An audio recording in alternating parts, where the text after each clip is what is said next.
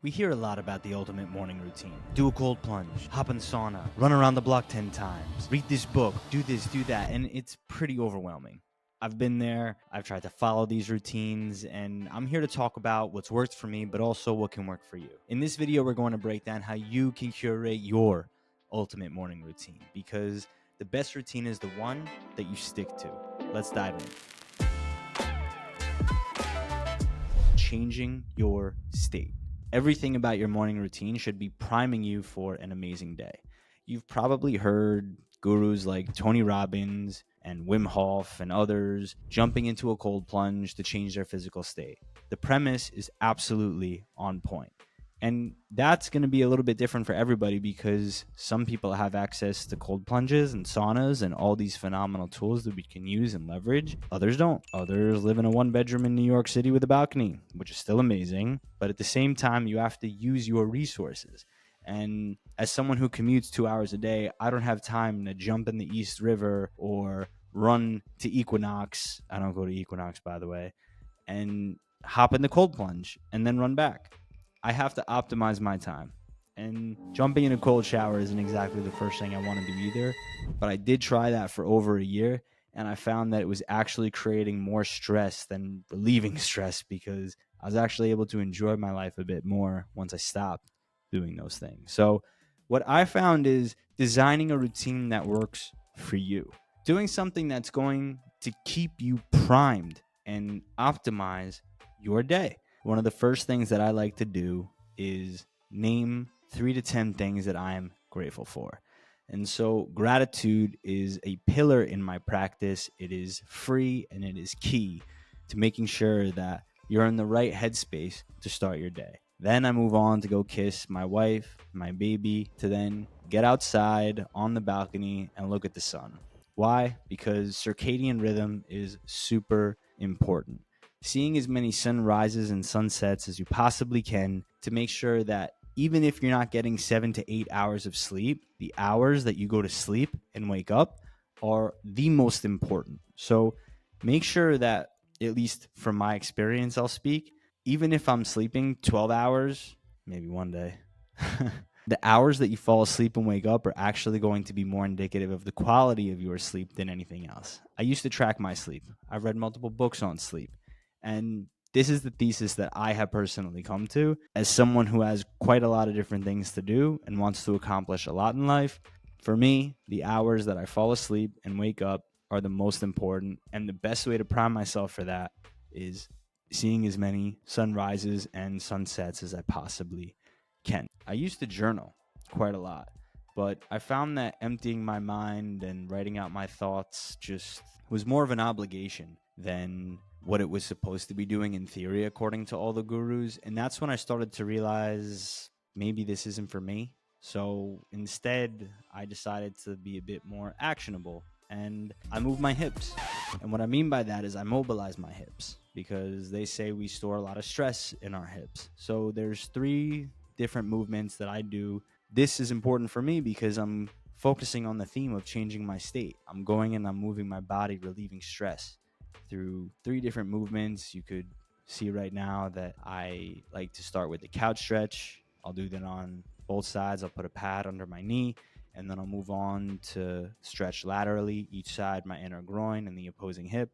And I'll also do the pigeon stretch, usually elevated because it's a bit easier for me, sometimes on the ground if I don't have access to anything to elevate. But those are the 3 different movements that operate the most for me. I also am really big on scapular awareness. So as I'm doing the couch stretch, I'll try to feel my back or scapula and develop that awareness because it helps with posture, body awareness, kinesthetic awareness, all things that matter, and we'll cover down the line in future videos. But for right now, that's how I like to start my day. This type of mobility routine takes me about 3 to 6 minutes, and then I get into my reading. And I read for about 20 to 30 minutes. For me, reading, taking in information, it's the only time that I really can sit down, enjoy a book, get through the books that I want to, and study topics that matter to me.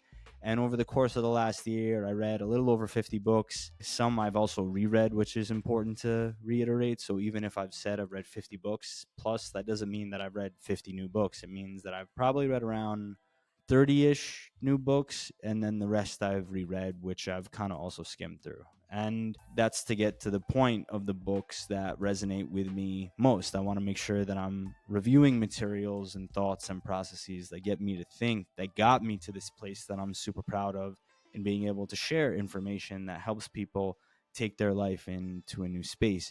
I've had coaching clients that come up to me and say they're lacking some form of fulfillment or they need help in rocking a job interview. And so when I work with my clients, I talk to them and I share some insights that I've garnered from either my experience or the books that I've read.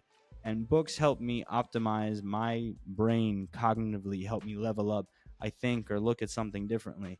We're focused on the ultimate morning routine, and reading is something that I genuinely believe in. And it's also important that another bedrock principle of this is that I do not touch my phone for the first 30 to 45 minutes of the day.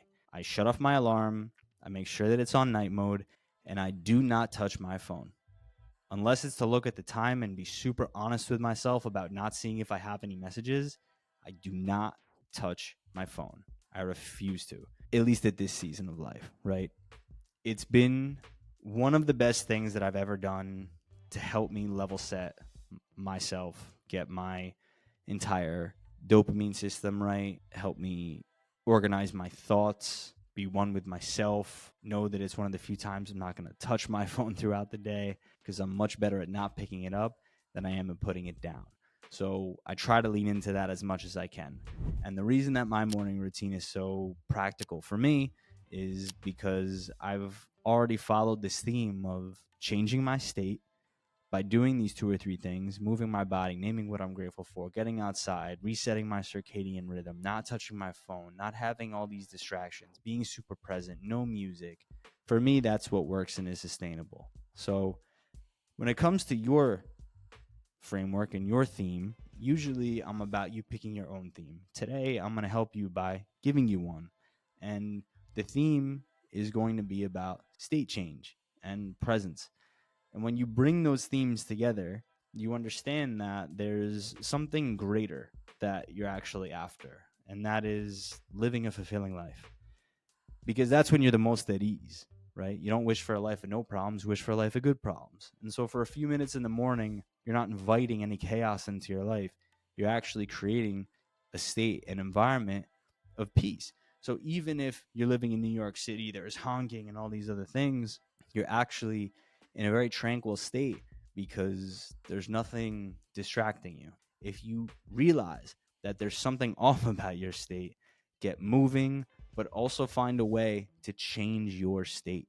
That is the first thing you can do. Because if you're sad or you're angry, you're not going to make emotionally or logically irrational sound decisions. So changing your state will be the bedrock pillar of your movement to change the way you feel, the way you think, and be better for the people around you. All right. That's all I got for you in this one. I hope you enjoyed it. If you did, please don't forget to like, subscribe to the channel, and leave a comment. I appreciate all the feedback, and I'm excited to continue working with you. This channel is such a blast to record, and I'm excited to also offer more podcasts coming your way with some extremely highly talented and special individuals that have a lot to offer. So stay tuned. That's all for this week. Until next time, stay safe, stay strong, stay mindful.